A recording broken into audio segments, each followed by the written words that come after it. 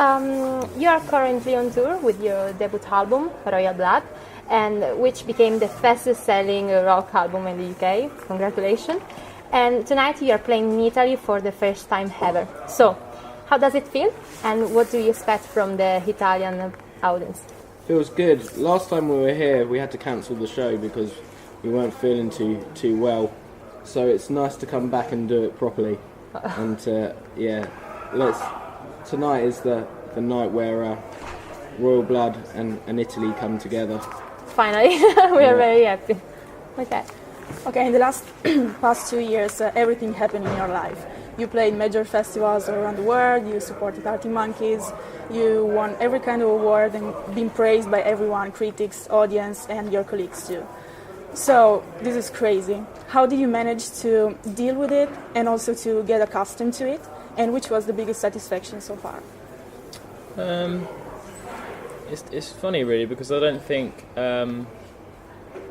we have found any of it difficult to deal with, because we've been having so much fun. And yeah, in terms of highlights, it seems like every other day we've done something that's been, amazing or surreal or in a situation we never thought we'd be in. So it's very difficult to pull one out, but I mean, yeah, we're coping just fine. Now you're going to tour with Foo Fighters, so maybe that's going to be definitely a highlight. I don't know what that feels like yet. Okay. But I'll let you know. Okay.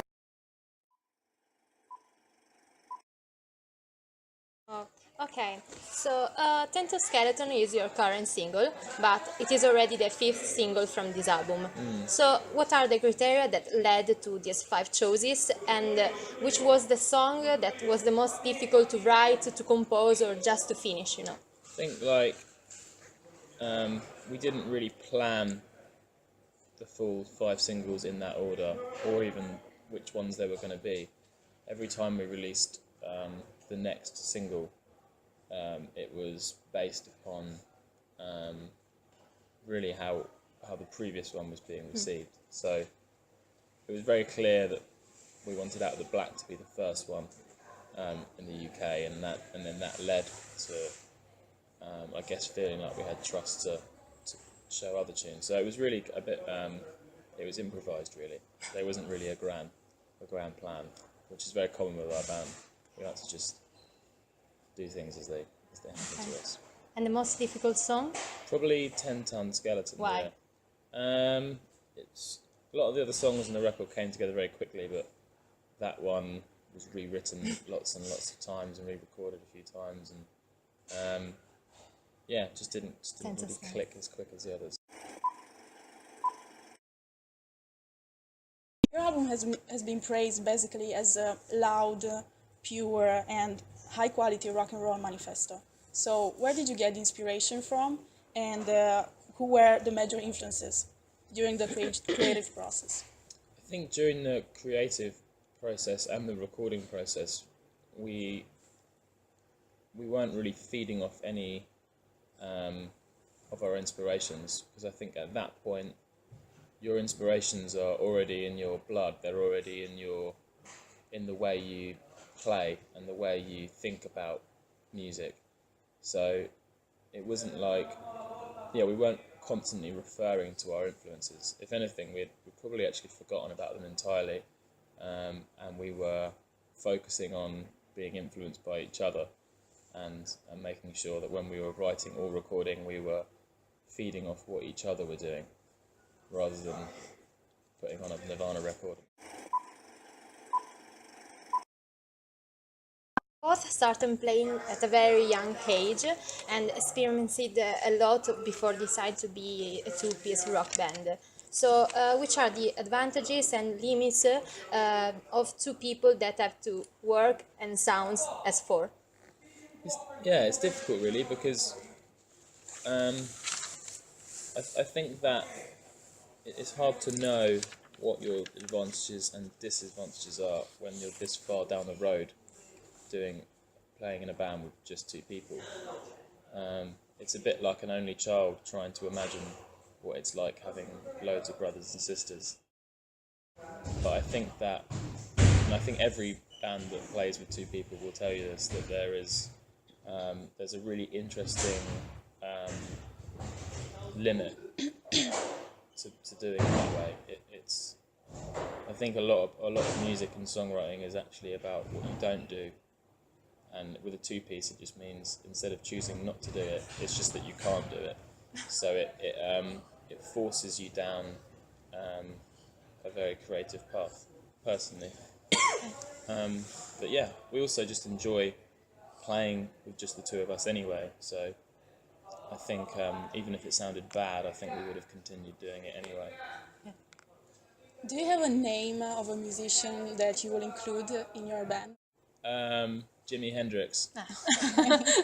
Or Ricky Martin. Or yeah, I was going to say that. Okay. Yeah, that's Yeah. fine too. And a woman?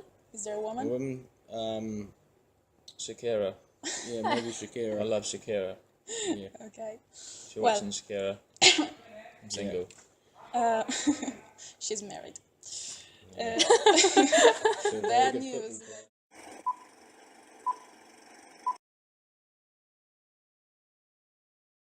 Well, going back sad. to the concept of rock music, what do you think of the current rock music scene, and what do you think about are the main differences between the perception that we have today of what rock and roll is and what was considered to be rock and roll, I don't know, maybe in the 60s and the 70s? I think that the current perception of rock and roll has turned into it's a genre that I think has been turned into a bit of a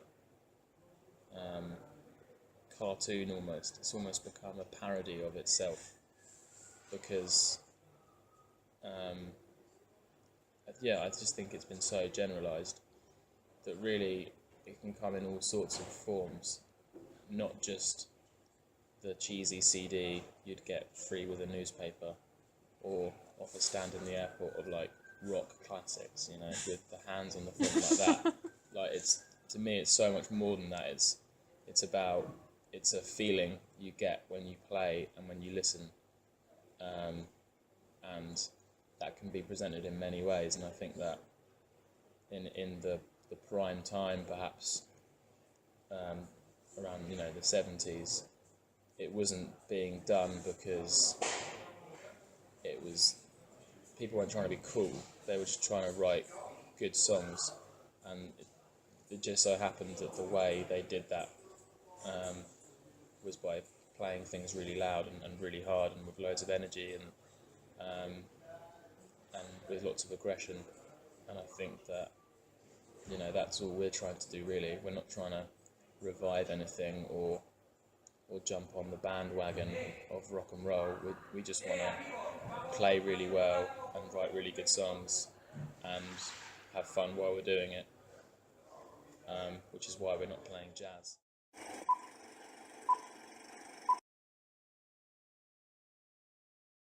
Future project. What's next for Royal Blood, aside from what we already know? Collaboration, tour, album? This is the right time to spill the beans. So if you're getting secrets, this is the right time. I mean, we've got to write another record. So, I mean, all of our focus on the road has been that. I've left multiple messages on Shakira's answer phone, and she hasn't got back. So, yeah, the ball's in her court. Okay, so we're waiting for an answer yeah. from Well, Shakira. Okay. Yeah. So, is there any new album coming out soon? Yes. Yeah, tomorrow.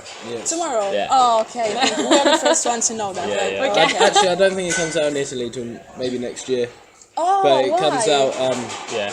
in limited countries. I don't think it comes out in Italy ever. Except everywhere except Italy. Yeah. No, I'm sorry. why? Yeah. I should move to some other Yeah, country. you need to move to Peru Oh, Okay. because that's it's not coming out bad. in Peru next week. Okay.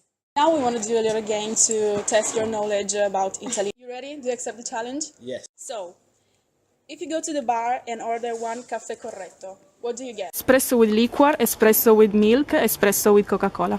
First one. Liquor? Yeah. The easiest. Sing an Italian song.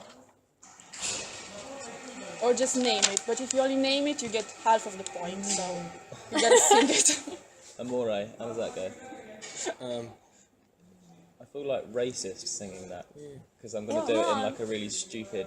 Like, No, just Mamma try. Mia. I'm gonna be like, I'm gonna be like really. No, it over the doesn't matter. It top. doesn't matter. You just have to try. We appreciate that. I think it's in English as well. Doesn't Which really one? count. That's Amore? I don't know. No, come on, just a name then. Or a song. The Italian national anthem. Italians are famous for how much they gesticulate while speaking. So, what do you think this gesture means? You need a shave? No, wait. I don't care or I'm hungry. You don't care. You don't care. Right. Oh my god, right. But I am hungry. We don't have one for I'm hungry thing. No. No, we have one for it tastes good. Okay. Yeah, it's like this. The last one, Yeah. easiest, the t-shirt, remember. Which is the best radio in Italy? Oh, that's a hard one. A little help? Radio Bocconi. Yes! Thank you very much. That was the last serious, very serious question. Thank you very much for your time. You're welcome. Thank you. Thank you. Amazing.